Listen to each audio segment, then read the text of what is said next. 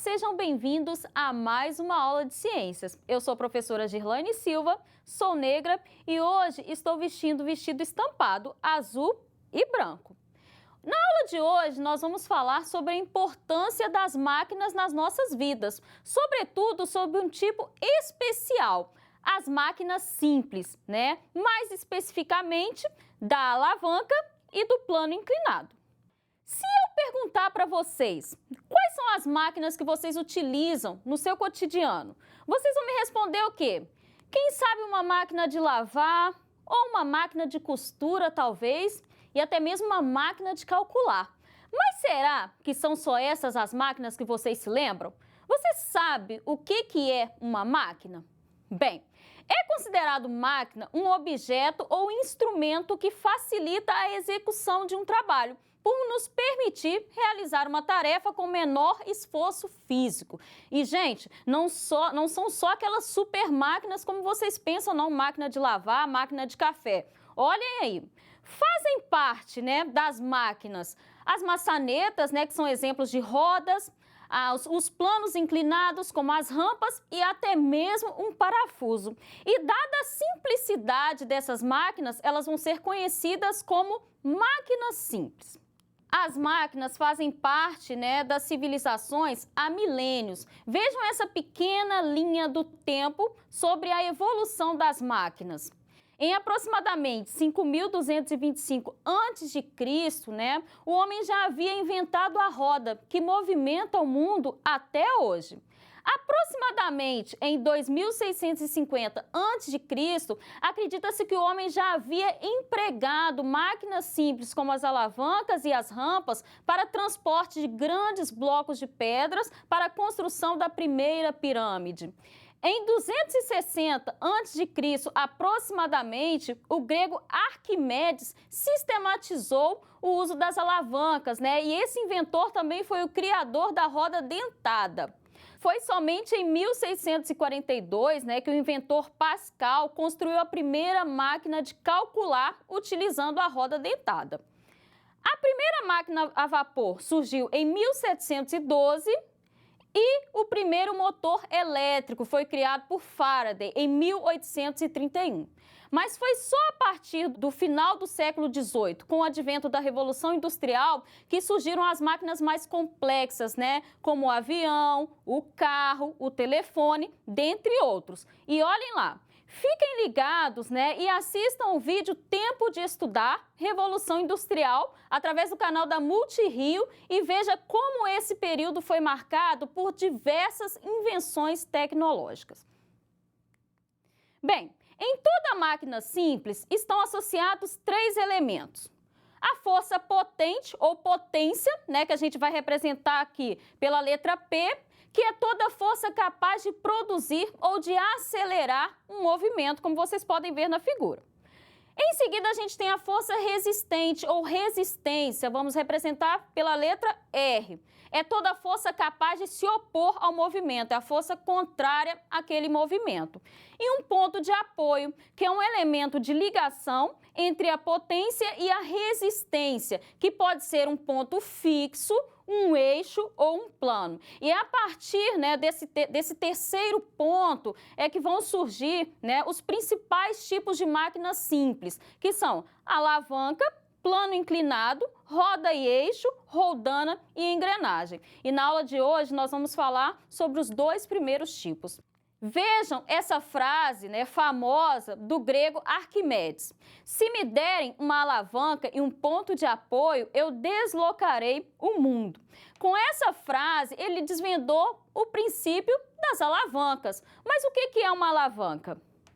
Alavancas são máquinas simples capazes de multiplicar a força que é aplicada a um corpo ou objeto quando apoiadas em um ponto fixo. Deem uma olhada na primeira figura.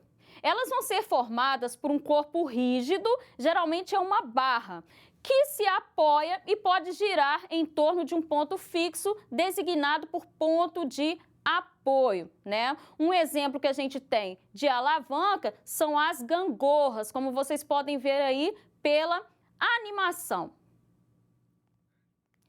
Veja outros exemplos de alavancas, né? De acordo com a posição, né, do seu ponto de apoio, força potente e força resistente, a gente vai ter as alavancas sendo classificadas em 3 tipos: interfixas, interresistentes e interpotentes. Vamos conhecer cada um desses tipos.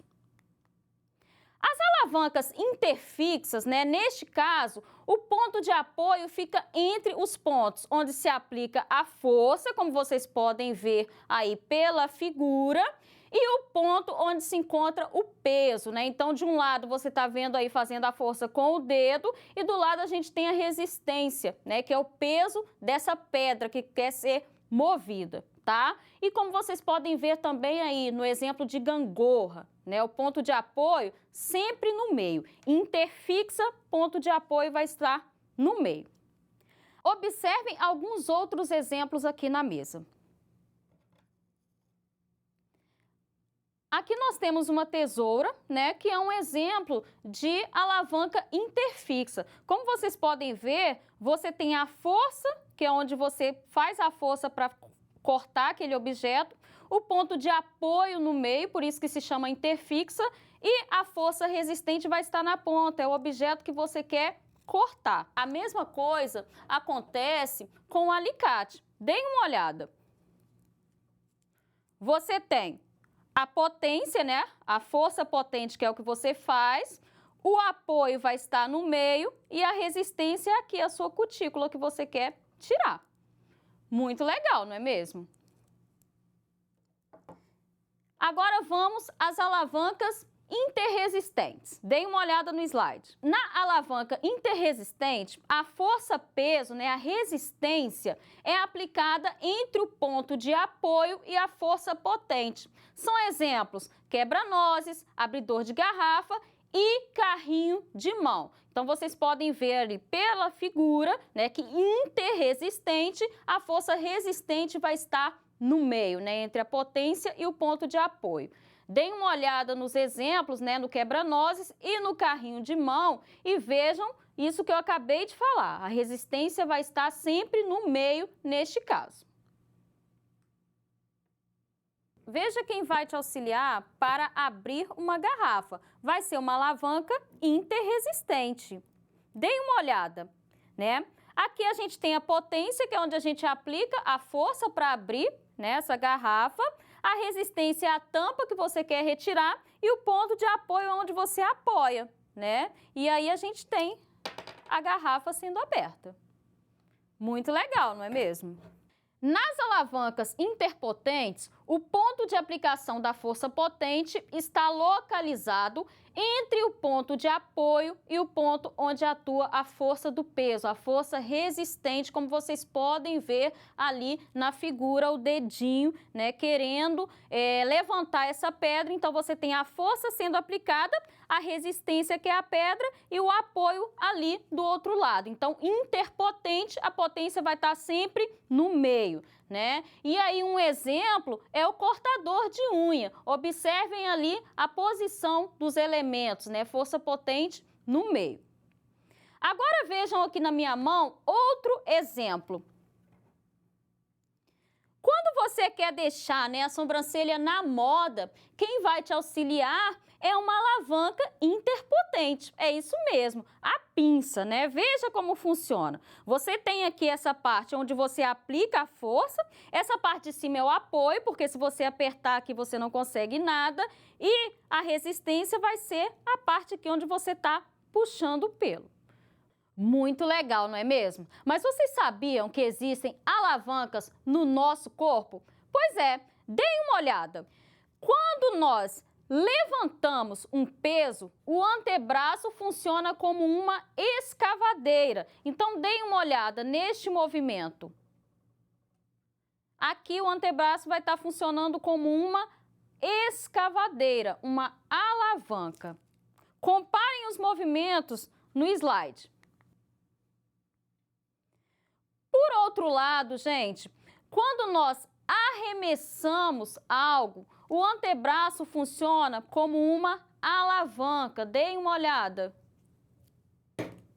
vai funcionar como uma alavanca. E olhem pelo slide que esse movimento é muito parecido com o movimento de uma catapulta, né?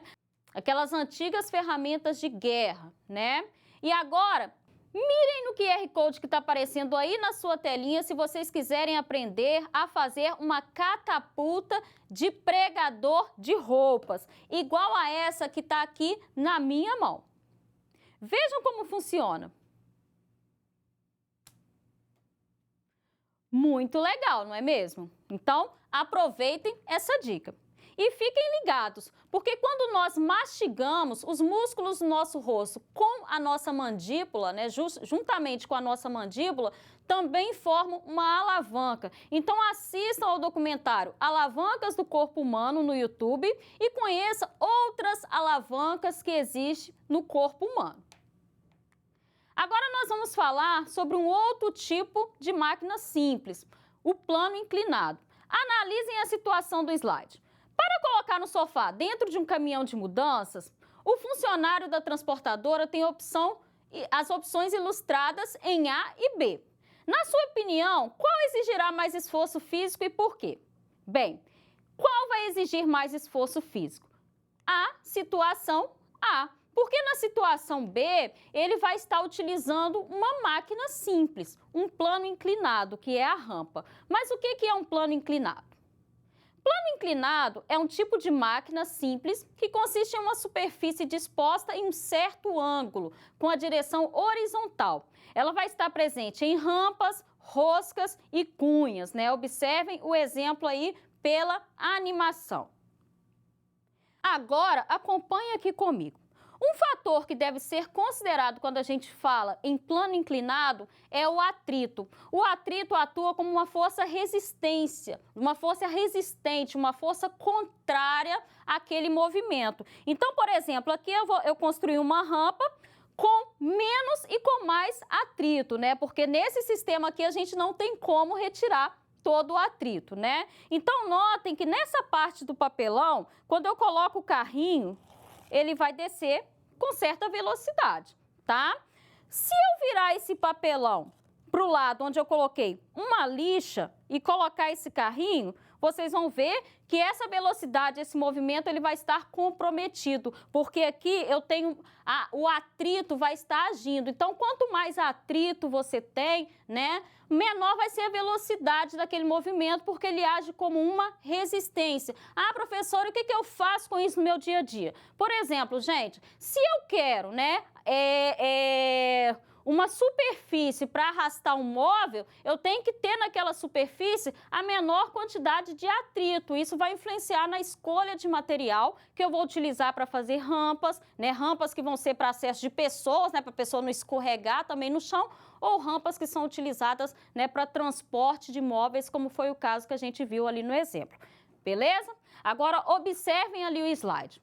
Outro exemplo de planos inclinados são a cunha, né, que é um objeto que possui dois planos postos em um ângulo agudo e serve para cortar vários materiais. Dentre eles a gente tem faca, estilete e machado e a rosca, né? Que se vocês observarem um parafuso, vocês vão ver que existe ali um plano inclinado. E essa rosca, ela vai ajudar a encaixar o parafuso em algo sem ser usado muita força, né? Então vai ser bastante importante para a marcenaria. E não só para isso, gente, veja a utilização aí de parafusos para a saúde, né? Para a correção de traumas ósseos, por exemplo. Né, para vocês verem a importância dessas máquinas. E vocês sabiam que o acesso de deficientes físicos aos mais variados ambientes é um direito garantido por lei? É isso mesmo. E com isso, gente, as áreas públicas devem se adequar. Vejam a importância do plano inclinado, né, na rampa de acessibilidade. Vejam como a construção de uma simples rampa facilita e muito, né, a vida de pessoas com deficiência física. Legal, não é mesmo? Então, a gente viu até aqui que as máquinas simples, né, a despeito da sua simplicidade, elas vão ter aplicações extremamente importantes para a nossa vida, tá? E como forma de revisão, eu vou deixar um exercício aqui para ver se vocês ficaram ligadinhos mesmo no que eu falei. Vocês vão observar as máquinas que estão aparecendo aí no slide e vão classificar em alavancas ou planos inclinados. E aí? Bem, planos inclinados, a gente tem a rosca no parafuso e a cunha no machado, né? E a gente tem aí as alavancas, a tesoura e o cortador de unha. Muito bem para quem acertou. E a aula de hoje, né? A nossa aula já está ficando por aqui. Lembre-se, gente, se tiver ficado dúvida, é sempre de olho no seu material didático ou procurar o seu professor. Até a próxima aula!